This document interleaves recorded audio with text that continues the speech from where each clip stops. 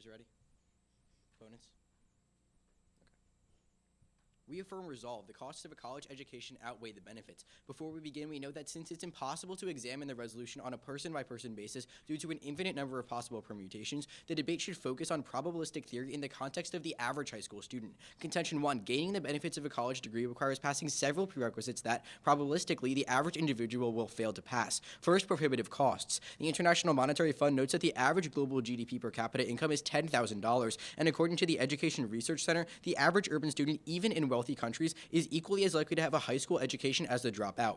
Due to the fact that attendance entails costs that average 60% of the aforementioned GDP per capita, global education levels hover at around 26%. More specifically, UNESCO found that in low-income countries, tertiary level participation was 7% in 2007. Sub-Saharan Africa has the lowest participation rate in the world at 5%, and in Latin America, enrollment is still less than half that of high-income countries. Thus, college education is prohibitively and unreasonably expensive for most people. Second, debt. For those who do attend college, the Education Policy Institute found that in a number of developed countries, the average per capita debt hovered at around $15,000 after graduation. The Project on Student Debt further said in America, the average debt for the class of 2011 was $27,000, or $34,000 if parents' loans are factored in.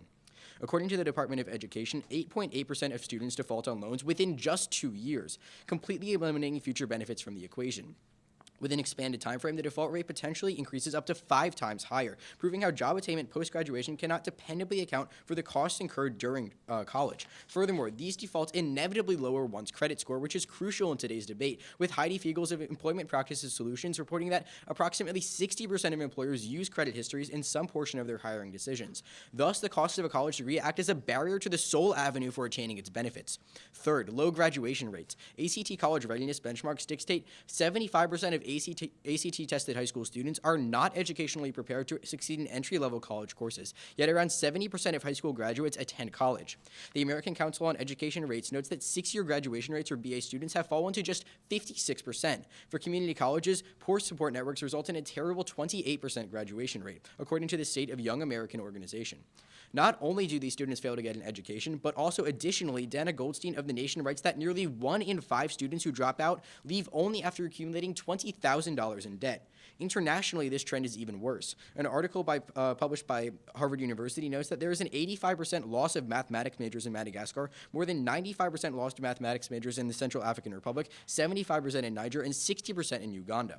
Fourth, underemployment. Jack Steinberg of the New York Times says of the 30 jobs projected to grow at the fastest rate over the next decade in the U.S., only 7 typically require a bachelor's degree, according to the Bureau of Labor Statistics. Richard Vedder of Ohio State University notes that in terms of raw numbers, about 17 million college graduates have jobs that do not require a college degree. Not only is that 11% or so of the total labor force, but more relevantly, it constitutes well over 30% of the working college graduates in the U.S. Therefore, there is little guarantee that obtaining a degree will obtain one a job corresponding to that educational attainment, rendering the time and money sacrificed essentially useless. Contention 2, the opportunity cost of attending college. First, James Rosenbaum of Northwestern University notes that attending college sacrifices years of potential work experience in positions that don't require a college degree, such as a nuclear technician or director of security, meaning those with low high school GPAs who earn an associate's degree will typically earn 7.2% less than high school graduates with no college degree. Second, Al Lee of PayScale states that the return on investment that results from investing in Standard & Poor's was higher than the return on investment from investing in a college degree at 84% of the institutions of higher learning that he studied. For all these reasons, we urge you to vote pro.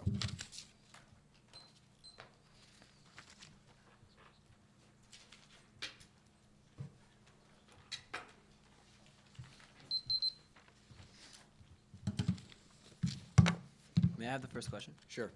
Okay. Why should we look to the average student rather than society as a whole?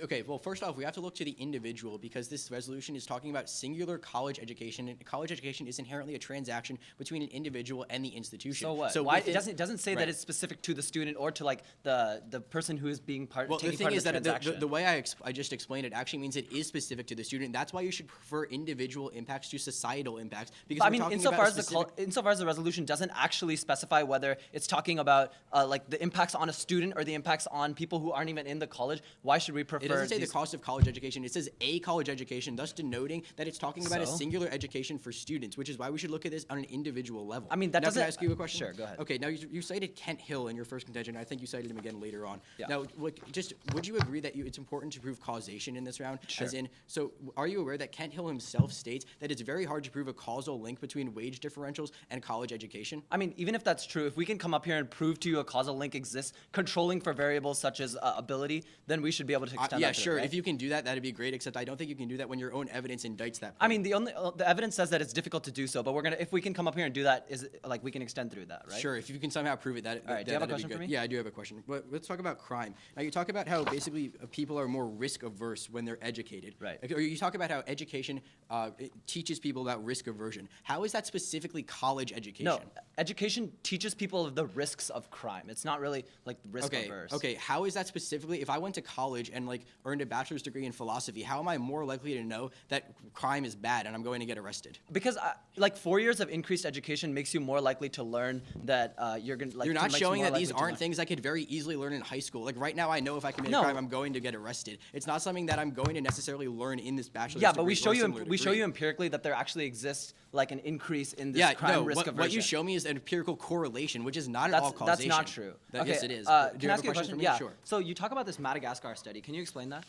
Which part are you specifically The referring to? Madagascar losing majors or whatever.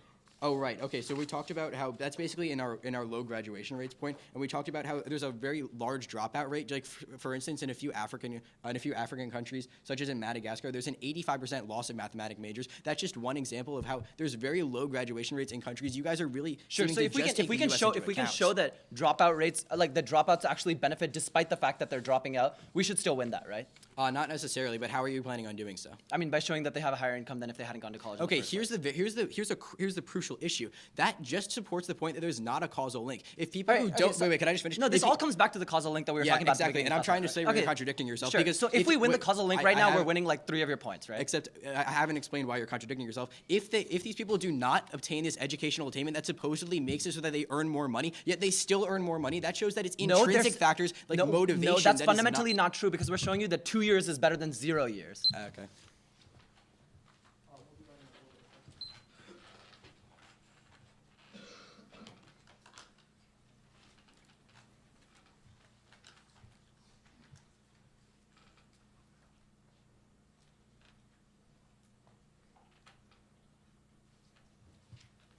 That's 16 seconds, sound about right?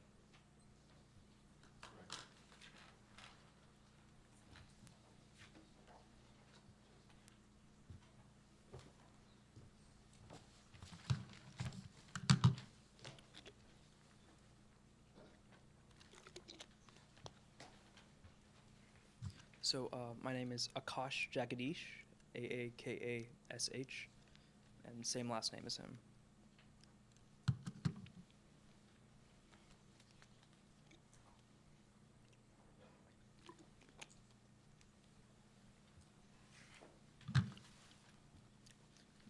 All right, everybody ready?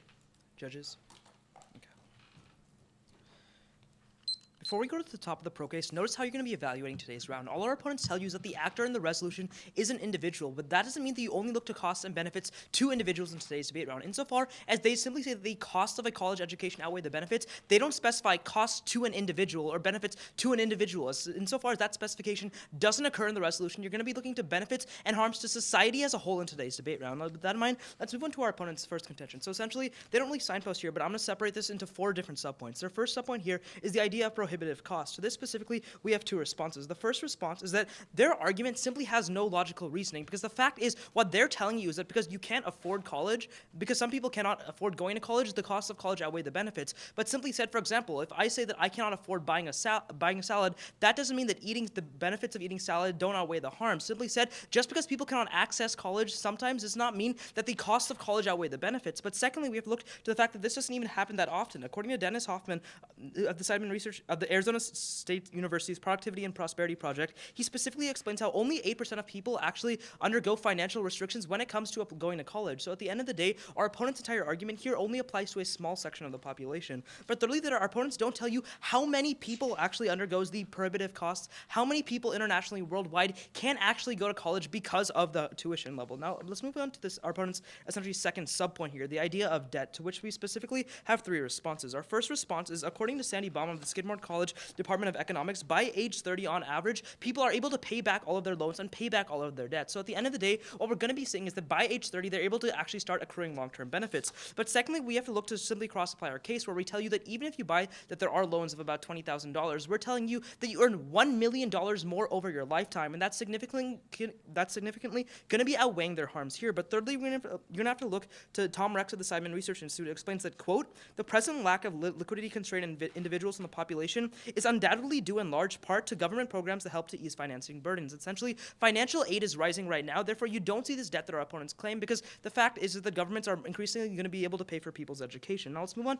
to our opponent's third argument here, which is essentially the idea of dropouts, to which we have one response. According to Anthony Carnival of the Georgetown University Center on Education and the Workforce, quote, having some college but no degree or a post-secondary certificate is worth about $473,000 more than a high school degree. Essentially, even if I go to college and drop out, I still earn $473,000 more than if I had not gone to college at all. Sure, I may have gotten more money had I graduated, but it's still better to go to college and drop out than not get any education whatsoever. Let's move to our opponent's fourth subpoint here, the idea of underemployment and the fact that a lot of people who are graduating from college don't actually go into professions that require a college degree. To this specifically, we have three responses. The first is, according to Edward Gordon of the Association for Career and Technical Education, by 2020, quote, 75% of all U.S. jobs will require a post-secondary education. Essentially, the idea here is that the market is increasingly shifting towards jobs that require college. So what we're telling you is that by going into college now, you're able to prepare for this market, and therefore, because more jobs in the future will actually require a college education, going into college now allows you to actually have more employment opportunities. But secondly, we have looked at the New York Times in January of 2011, who explained specifically, even if you are underemployed, you still get more wages in an equivalent profession. So the fact is the wage benefits still apply in today's debate round. But thirdly, we have to simply look to our case, where we tell you that you're going to be looking to unemployment here. The idea that these people who go to college are 4 times less likely to be unemployed when you compare them to high school graduates. Now let's move on to our opponent's second contention here, this idea of opportunity costs. First of all, their impact here of the 7.6% only looks to associate's degrees. It doesn't look to college education as a whole. But secondly, we have to look to the fact that if they want to invest this money, opponents essentially their argument that you can invest the money, it requires two things. First of all, they have to prove that they have the knowledge to invest. These people haven't gone to college. How do they know how to invest? But thirdly, because they haven't gone to college, they don't have the capital necessary to invest in these areas. Therefore, you don't see the economic benefits their opponents claim. And this I see no other option but a negative ballot. Thank you.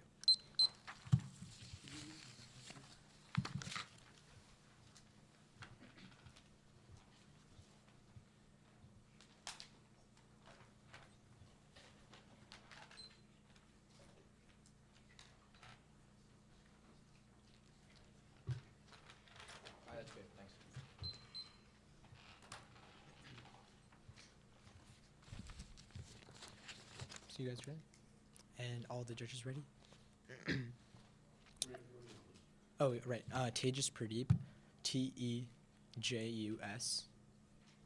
Last name P-R-A-D-E-E-P. All right, now is everyone ready? Okay. So first, look at framework. They say we need to look at society first. Rather, we look at individuals before society. We do this for two reasons. First, the resolution doesn't say the cost of college education. It says the cost of a college education. That's inherently individual. But second, well, remember that college is a transaction between a customer, a producer, and a customer. At that point, it's an individual level decision. I have to choose to whether or not I want to go to college specifically. Sure, these impacts can coalesce and create societal impacts, but it only when these individual impacts. Individual impacts should be prioritized over societal impacts. Second, my second observation is the recession. This is the biggest point in today's round. According to Al Lee of Pay Scale, all of the studies they like to throw at you in today's round just don't matter, because for a fact, Al Lee writes that these are people, college graduates, that managed to make it out before the recession. Rather, this resolution is in the present tense. For people that are graduating at this very moment, college graduates coming out right now, the situation is drastically different. That's why we give you 5 unique hurdles that they must tackle for them to access any individual collateral impacts, which are prerequisites in today's round. Lastly, causality. According to the University of North Carolina, Frederick Lutz actually writes that 70% of the causation, 70% of the difference in the money that these people make is not due to college, but rather the fact that these people are from higher socioeconomic classes, have more intrinsic motivation. That's what causes these impacts. They have absolutely no causality. This erodes 70% of it. They must prove. Let's go to their first point. They talk about the economy, and their subpoint, he talks about income specifically, and they give you this 1.3 million stat, but according to pay scale, only 3% of institutions actually give you the specific stat, even if you buy it, even though it's a pre-recessionary stat. When you use probabilistic theory and look at the average American's not going to get this, but their own source, Hill, actually agrees that he has absolutely no causality whatsoever. Their subpoint B talks about productivity gains, and they say that, look, you can make more productivity, but the University of Wisconsin responds to this by saying that college trades off with other things you can do, like investing and having job experience, and he finds that these other avenues are actually 44%, make a person 44% more productive than college education specifically. College education prevents this from happening. It's a cost, and that's why you should vote for our side. The response is that, look, people don't know where to invest, but actually, according to the source we brought up in our case, people, when they invest in safe stocks, even still, they make higher rate of return. Their subpoint C talks about the spillover, but they need to be winning the individual first, but actually, the New York Times writes that dropouts actually cost society $4 billion. Now, remember the hurdles in today's round. People are not ready for college. They shouldn't be going there in the first place. Second, loans. Remember that 63% of people, the majority of people, have trouble paying back these loans even 20 years after. 3, dropouts. Dropouts cost society $4 billion. Now, they're going to get up here and tell you they still make more money than high school graduates. There is no causality. The reason why that occurs is people in higher socioeconomic statuses go to college more often. When they drop out, their families have more money. There's so many external factors that are causing them to gain more money. Let's go to their second point, indirect benefits. Their subpoint, he talks about like institutional gains. Notice their only impact is specifically limited to Arizona. I'd like them to really, Arizona State University, I'd like them to expand to the United States, because this really doesn't exist with most universities. Most universities don't actually lead to these like spillover benefits. But remember, we completely outweigh, because dropouts cost the United States $4 billion, which is more than their statistics specifically. Let's go to their subpoint B about welfare. In fact, you see in today's round that people that have a college education are actually, in today's economy, going to be more dependent on welfare in the future. That's because these people can't pay off their debts. These people are defaulting more and more on their loans. That's making them dependent on the government. They're getting bad credit. At that point, these people are the people that are truly becoming more dependent. Remember, they need to surpass all 5 hurdles to possibly access any of their impacts in today's round. Let's go to the third point, crime. In fact, in response to this, we find that according to the University of Michigan, white-collar crime is the biggest problem. 46% of Americans are affected by this, and this costs us $4 billion every single year. We completely outweigh. Also, they have absolutely no causality. And then lastly, with criminal, like needed jobs, they said, look, we need doctors and stuff, but we're not getting doctors right now. Only about a third of people that actually go into STEM majors are actually coming out as graduates. Sure, doctors exist now, but that's because of the cost-benefit ratio of college education in the past, not during this recessionary time period. Thank you.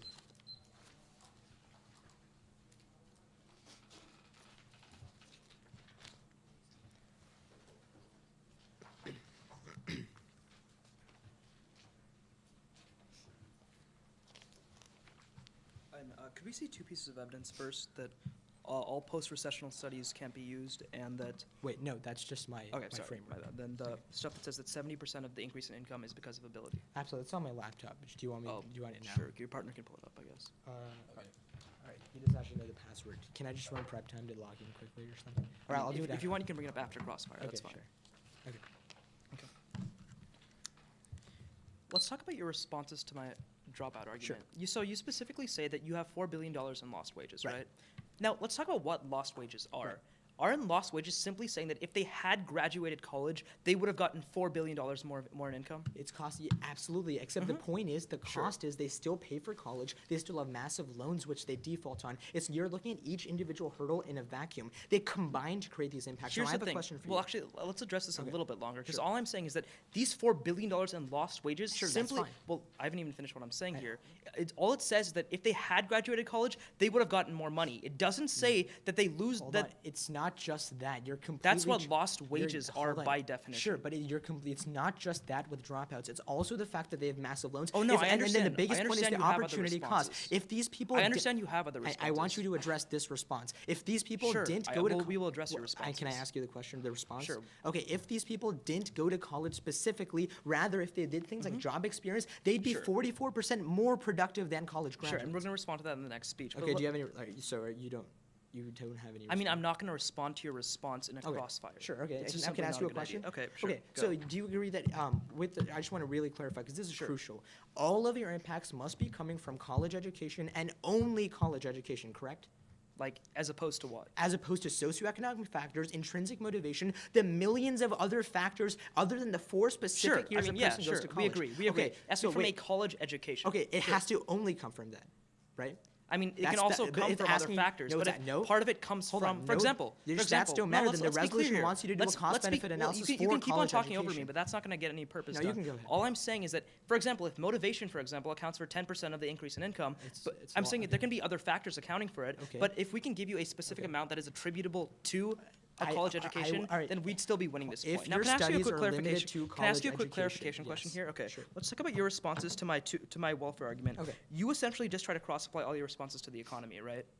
And the fact that these people who actually Sure. at the point where half the people don't graduate college, these people are the biggest burdens to our welfare system in the United But States. you agree That's that you're also simply my main cross-applying your response. income responses here. So if we win the economic impacts, we actually No, win the welfare actually, it's impact not as just well. the income response. Also, the fact that Sure. your welfare point is that when is that from? Is it actually for college graduates at this very moment? I mean, we can pull. I mean, obviously, no one can read evidence from this very moment. No, like, that's that's simply see, absurd. This is the but point. I'm saying, telling if you want the date, we all can right, read you the no, date. It's not that's the not date. a problem. I'm telling you that the most important point is to Sure. not extrapolate statistics into the future because I Okay, know sure. for 1 second, I know for a fact, Sure. and Al Lee corroborates that your statistics are people who graduated college beforehand, and But the the thing impacts is are happening that when now. we are looking to the present, if you look to the Georgetown study, it specifically looks to 2018, assuming a recession. that's also so the fact incredi- is all right, that that's- they're still considering the present tense. They're that's still considering incredibly- all the economic That's circumstances incredibly of what's flawed, going and my on. partner's going to address that.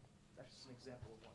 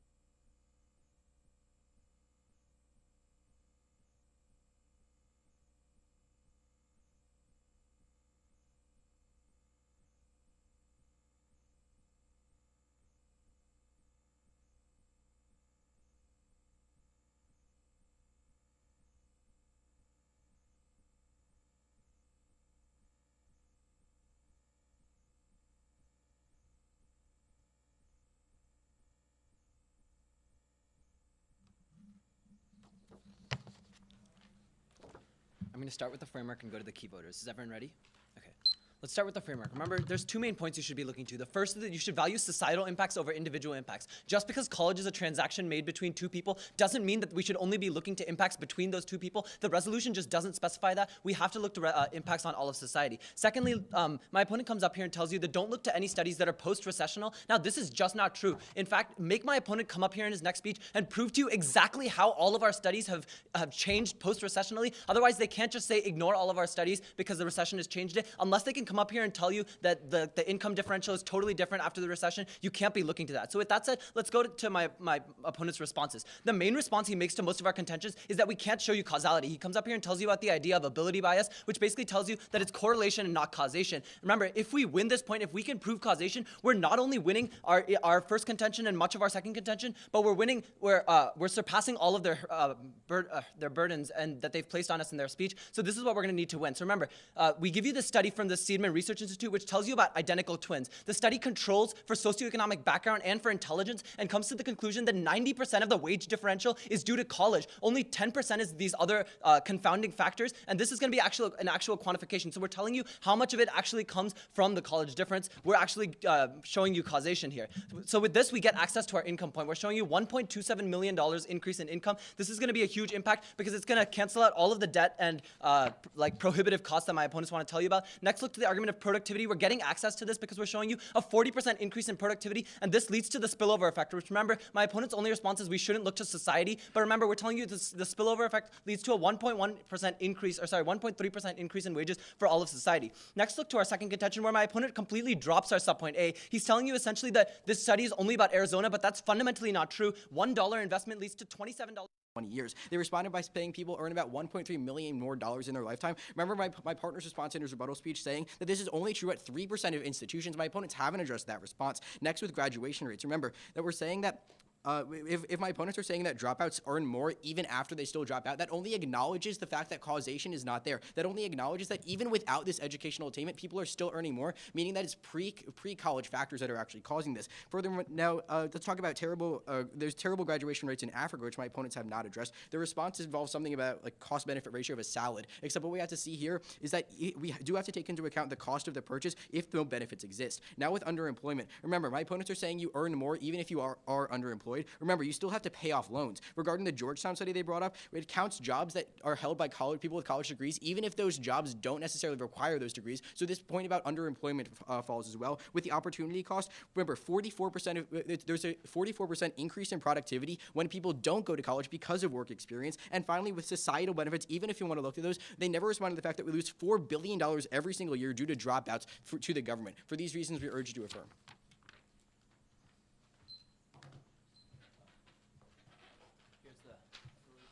Thank you.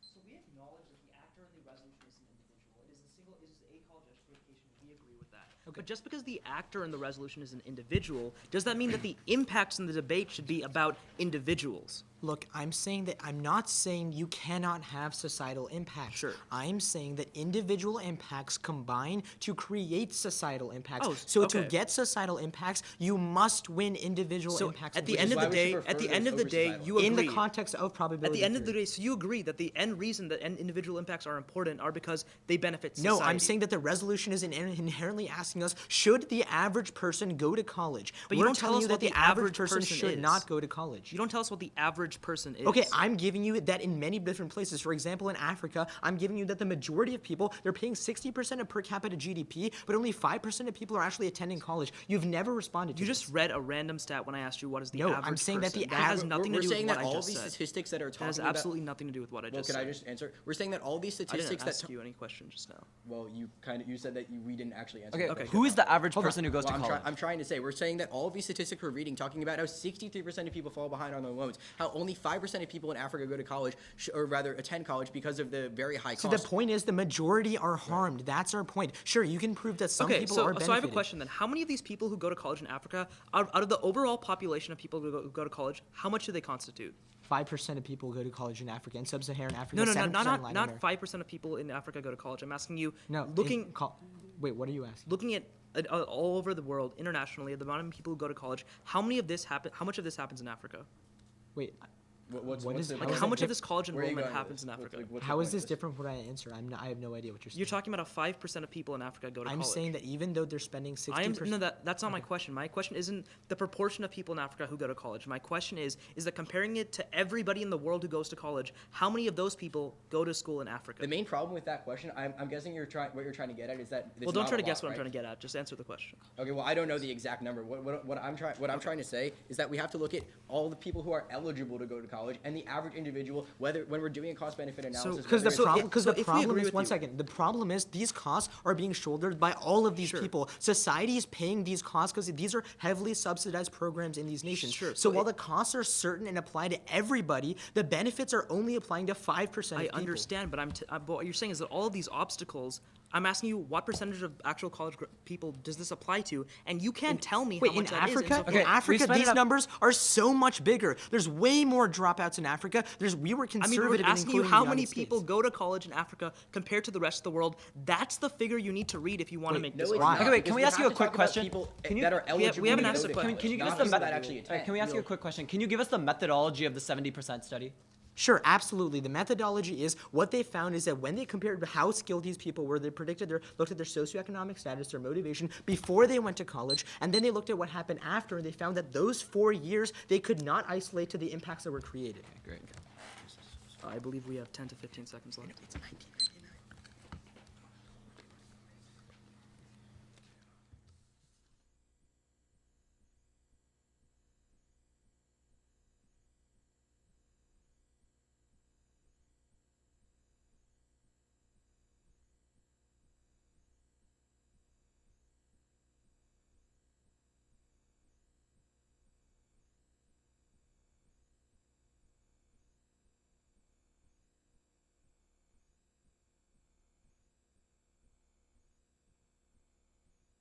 Before we look to the arguments in today's debate round, we have to first consider how you're going to be evaluating today's debate round. Remember, we agree with our opponents that the actor in the resolution is an individual, but remember, the costs aren't specified to the individual. In fact, our opponents even say that individuals compose society. Therefore, in today's debate round, you're going to be looking to benefits and harms to society as a whole. Before I go into why to vote for us, let's first look to why not to vote for our opponents. Remember, in their first contention, subpoint A, we tell you that that's not a reason not to vote for them insofar as just because you can't afford college isn't a reason that the costs of college outweigh the benefits. But secondly, we tell you this only applies to a very small percentage of the populace. And remember, they're not able to tell you, all of these developing nations, how much this actually constitutes of the overall population of people who go to college. In response to their subpoint B about credit score, remember, we tell you by age 30 they pay that back, and that the government is actually providing more financial aid. In response to their subpoint C, we tell you that dropouts actually earn $473,000 more in their lifetime. Our opponents claim that this is proof of non-causality, but we're telling you that this is because of the education learned even in their limited time in college. In response to their subpoint D of underemployment, they only response is that the Georgetown study is flawed.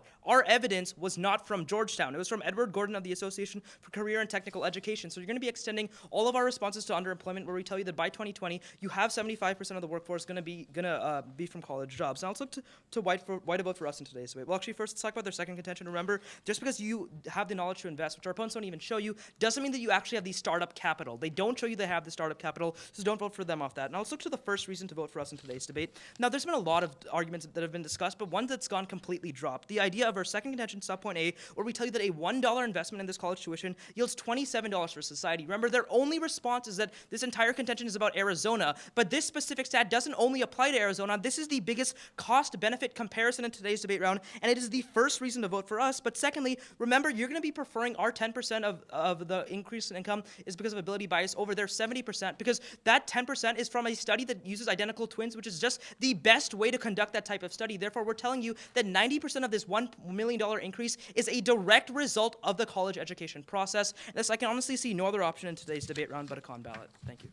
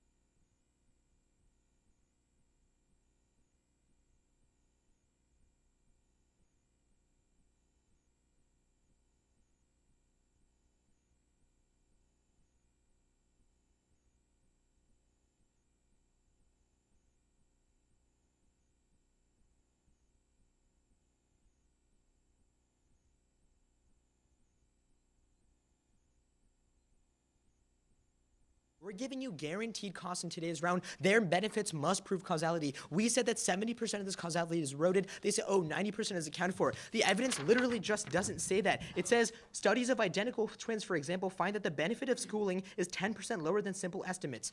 That doesn't say anything about causality whatsoever. It literally does not say that causality exists in college education costs and impact. It literally doesn't say that, and it's from 1999, which does not stand under the recession burden in today's round. And so let's look at the framework in today's round. Remember, individuals. We're not saying that you shouldn't consider societal impacts, but we're saying that individual impacts after factoring in the recession must first be looked at. Literally, the biggest problem is they can throw as many stats as they want at you, but all of these stats are extrapolated, and none of these stats are talking about people graduating college right now. We win the fact that this is a present tense resolution. Now let's look at these 5 hurdles. First with cost. Remember, in Africa, they have actually no response to the fact that 60% of GDP per capita is being spent, only 5% are going.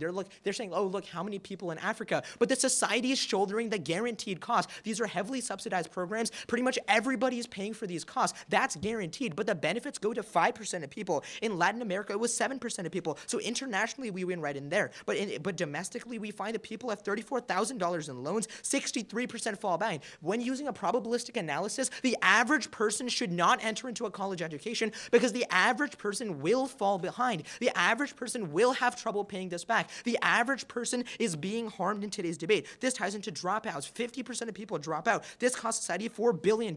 Malemployment. 2/3 of people are malemployed. The average person should not do that under a probabilistic analysis. And lastly, with opportunity costs, they never respond to the fact that investments are way better and the fact that job experience is 44% better than college education inherently. Remember the recessionary stats. They can give you as many stats, $1, $27. These are all extrapolated, not right now. And that's why you vote pro in today's round. Thank you.